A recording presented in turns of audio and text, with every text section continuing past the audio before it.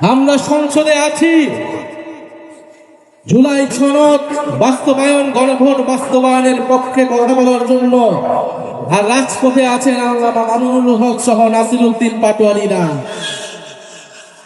ইনশাআল্লাহ আমরা একত্রে আছি। যদি সময় মতো দাবি আদায় না হয়, সংসদ এবং রাজপথ একাকার হয়ে যাবে। গণভোটের গণরায় বাস্তবায়ন করতে হবে। গণভোটে 70% মানুষ এর পক্ষে, সংস্কারের পক্ষে ভোট দিয়েছে।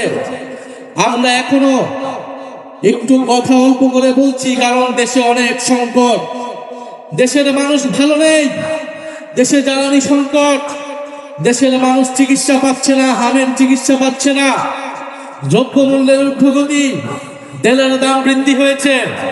বিরোধী দল থেকে দায়িত্বশীল বক্তব্য দেওয়া হয়েছে, সরকারকে সহযোগিতা করতে চেয়েছি। এই ধরনের অস্থিতিশীলতার সুযোগ নিয়ে রাজনীতি করতে চাইনি, কিন্তু সরকার বারবার কথার বরখেলাপ করছে। সরকার বিশ্ববিদ্যালয়গুলোকে দলীয়করণ করছে, গুন্ডা বাহিনী লাগিয়ে দিচ্ছে, সকল প্রতিষ্ঠানকে দলীয়করণ করছে, বিচার বিভাগকে কুক্ষিগত করার চেষ্টা করছে।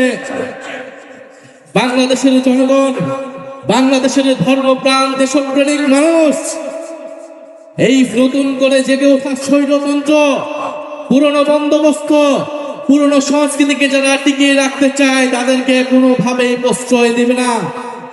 বাংলাদেশ খেলাফত মজলিস সহ 11 দল, জাতীয় নাগরিক পার্টি এনসিপি সর্বদা ঐক্যবদ্ধ আছে।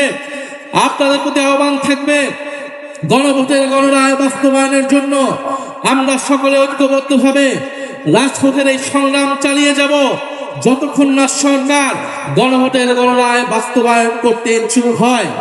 আর সরকার যদি গায়ের চলে, 2/3 চলে গণভোটের গণরায়কে উপেক্ষা করে, তবে তার পরিণতিও পুরনো ফ্যাসিবাদীদের কায়দায় হতে হবে।